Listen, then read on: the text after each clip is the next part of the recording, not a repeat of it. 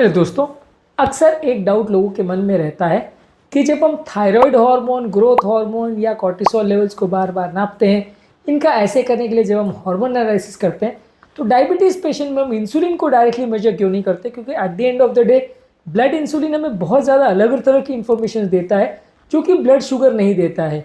अब obviously type 1 diabetes और type 2 diabetes दोनों में ही शुगर वैल्यू ज़्यादा रहती है, लेकिन टाइप 1 में ब्लड इंसुलिन कम रहेगा, टाइप 2 में इंसुलिन ज़्यादा रहेगा।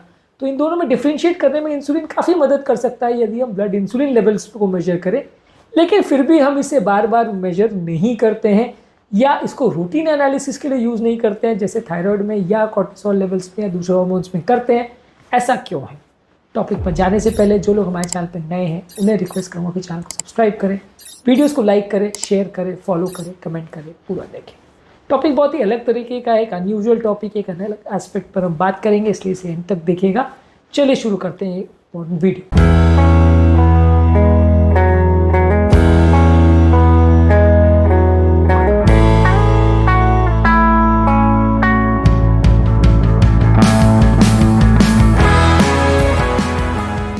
सबसे पहला, इंसुलिन सिक्रेशन में काफ़ी वेरिएबिलिटी होती है। दिन के अलग अलग टाइम पर अलग अलग वैल्यूज आ सकती है। आपने क्या खाना खाया, कितनी फिजिकल एक्टिविटी की, कितना फिजिकल स्ट्रेस था, दिन का क्या पहर चल रहा है, सर्कैडियन रिदम कैसा है, उसके हिसाब से इंसुलिन मेजरमेंट्स बार बार वेरी कर सकते हैं।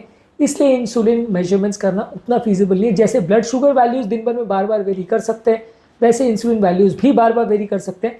बाकी कई हार्मोन्स में इतनी वेरिएबिलिटी ज़्यादा नहीं आती है। जैसे थायराइड हार्मोन की अगर हम बात करें तो उतनी ज़्यादा वेरिएबिलिटी उसमें नहीं है। कॉर्टिसोल लेवल्स की या दूसरे हार्मोन्स में इतनी ज़्यादा वेरिएबिलिटी नहीं है कि आपकी डायग्नोसिस ही चेंज हो जाए। अलग अलग टाइम पे डायबिटीज़ में कई बार ऐसा हो सकता है कि एक बार इंसुलिन लेवल बिल्कुल नॉर्मल है और एक बार बहुत हाई है। ऐसा वेरिएशंस काफ़ी देखने को मिल सकता है इंसुलिन के लेवल्स में। ये ज़्यादा वेरिएबिलिटी होने की वजह से कई बार मेजर करना फेलेशियस हो सकता है, आपकी मेजरमेंट गलत हो सकती है। और ब्लड शुगर लेवल से जैसा आपको आइडिया मिलेगा उतना एक्यूरेट हो सकता है इसमें टेस्ट करने के बावजूद भी आइडिया ना मिले। इंसुलिन वैल्यूज़ जो है डायनेमिकली रेगुलेट होते हैं। जितना आपने खाना खाया, कितना ब्लड शुगर वैल्यूज़ बढ़े उसके हिसाब से उसकी वैल्यूज़ कम ज़्यादा होती हैं। मान लीजिए आपने खाना खाया तो इंसुलिन बढ़ जाएगा, खाना खाने के बाद जब बॉडी के अंदर सेल्स के अंदर शुगर चला गया तो इंसुलिन वैल्यूज़ कम हो जाएंगी। यानी इसका वेरिएशन बार बार हर खाने के साथ होता है। तो अगर स्पेसिफिक सिनेरियो में आप बिल्कुल खाली पेट मेजर कर रहे हो या स्पेसिफिक खाना खाने के बाद मेजर कर रहे हो तो आपको थोड़ा कुछ बेटर पता चलेगा। लेकिन अगर कंटिन्यूसली दिन भर आप अलग अलग टाइम पे जैसे रैंडम शुगर देखते हो वैसे आप इंसुलिन देखोगे तो वैल्यूज़ में बहुत ज़्यादा वेरिएशन दिखेगा। उस समय ब्लड शुगर वैल्यूज़ क्या है उसके हिसाब से तो ज़्यादा कुछ एडिशनल इन्फॉर्मेशन ये आपको नहीं दे पाएगा और आपकी बीमारी या ट्रीटमेंट मेथड में इंपॉर्टेंट मदद नहीं कर पाएगा। और मान लीजिए अगर आप ये कहते हो कि ठीक है चलो जितना वैल्यू शुगर की है उतना तो आपको बता देगा, चलो फिर भी करके देख लें, तो उसमें अगला और सबसे इंपॉर्टेंट इशू आता है कि कॉस्ट ज़्यादा पड़ेगा। सिंपल ब्लड शुगर टेस्ट को आपको घर पे करने में 10-20-25 रुपए की स्ट्रिप आती है। ज़्यादातर की लैब्स में भी आप जाके कराते हो तो 50 से 100 रुपये में इसका टेस्टिंग हो जाता है, तो ये कुछ कॉस्टली नहीं है। जबकि इंसुलिन का ऐसे आप एक बार में कराओगे तो आप लगभग 800-1000 रुपये मिनिमम आपको पड़ेगा, ज़्यादा भी पड़ सकता है अलग अलग लेबॉर्ट्रीज़ में आप इसको कराते हैं तो। और इसमें इंटरप्रिटेशन वगैरह करने में और इसकी वैल्यूज़ को असेसमेंट करने में बार बार इंसुलिन लेवल्स को करना इतना ईजी नहीं है क्योंकि ये उतना एक्सेसिबल भी नहीं है। ग्लूकोमीटर आपके घर पे अवेलेबल है, एक स्ट्रिप आपने लगाई और आपने जांच कर लिया कि कितना शुगर लेवल्स है। अब इंसुलिन का तो इतना ऐसे नहीं ईजी अवेलेबल नहीं है, आपको लैब में जाके करवाना पड़ेगा, सैंपल देना पड़ेगा, पूरा वीनस सैंपल देना पड़ेगा, वो कई घंटों के बाद एनालिसिस करके आपको बताएंगे।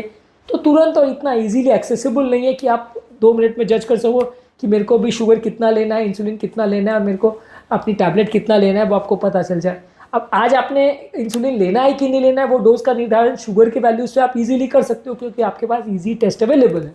पर अगर आपको अपना खाना खाना है या नहीं खाना है, इंसुलिन लेनी है कि नहीं लेनी, गोली लेनी है कि नहीं लेनी है, डोज कम ज़्यादा करना है कि नहीं करना है, वो डिफ्रेंशिएट करना है तो वो पॉसिबल नहीं है क्योंकि इंसुलिन की वैल्यू काफ़ी टाइम के बाद आएगी, कई घंटों बाद आएगी।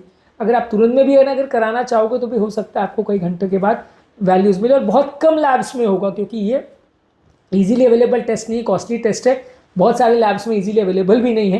तो अगर आप कराना भी चाहोगे तो छोटी छोटी जगहों में ये लगभग 70-80% जो छोटी मोटी लैब्स है वहाँ पे नहीं होगा, वहाँ से सैंपल कहीं और दूसरे बड़ी लैब में भेजा जाएगा, वहाँ से शायद कहीं और भेजा जाएगा और फिर रिपोर्ट आने में हो सकता है 1 आध दिन भी लग जाए। तो जो प्रैक्टिकल यूटिलिटी है शुगर वैल्यूज़ की कि आपका दवाई का डोज एडजस्ट करना, आपका खाना एडजस्ट करना, आपका इंसुलिन के डोज को एडजस्ट करना या आपकी लाइफस्टाइल को एडजस्ट करना, आपके ओवरऑल शुगर वैल्यूज़ कम है ज़्यादा उसको असेस करना, हाइपोग्लाइसीमिया हाइपरग्लाइसीमिया तो नहीं हो गया, ये देखने के लिए वो असेस करना, वो आपको नहीं पता चलेगा।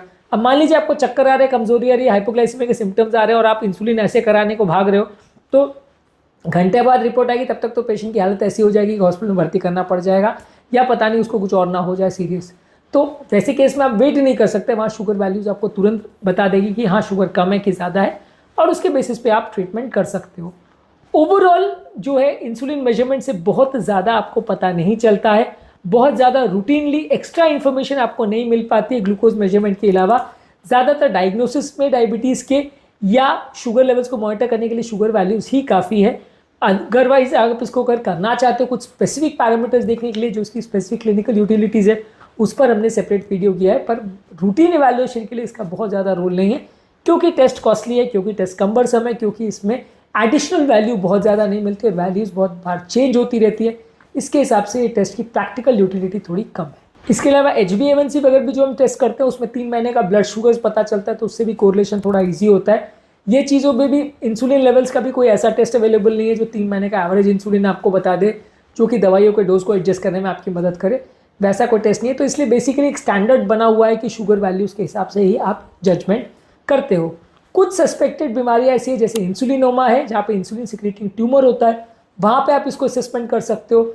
कोई इंसुलिन रेजिस्टेंट सिंड्रोम्स है जहाँ क्लियर कट डायबिटीज़ नहीं है, यानी ब्लड शुगर नॉर्मल है, जैसे पॉलीसिस्टिक ओवेरियन सिंड्रोम या मेटाबॉलिक सिंड्रोम जहाँ ब्लड शुगर नॉर्मल है, वहाँ पे अगर आप इंसुलिन वैल्यूज़ को असेस करते हो तो आपको इंसुलिन रेजिस्टेंस है या नहीं वो पता चल सकता है। और ओवरऑल इंसुलिन की फिजियोलॉजी और उसका मेटाबॉलिज्म को समझने में इसका इंपॉर्टेंट रोल है। लेकिन simple day to day measurements के हिसाब से या डे टू डे मॉनिटरिंग के हिसाब से बहुत ज़्यादा वैल्यू नहीं करता, इसीलिए इसको रूटीनली मेजर नहीं किया जाता। हमारे चैनल पर डायबिटीज़ संबंधित और भी बहुत सारे इंटरेस्टिंग वीडियोस हमने किए, इन्हें भी ज़रूर चेकआउट करें। उम्मीद करूँगा कि आज के टॉपिक में कुछ नया जानने को मिला होगा। जो लोग हमारे चैनल पर नए हैं उन्हें रिक्वेस्ट करूँगा कि चैनल को सब्सक्राइब करें, वीडियोज़ को लाइक करें, शेयर करें, फॉलो करें, कमेंट करें, पूरा देखें। Thank you.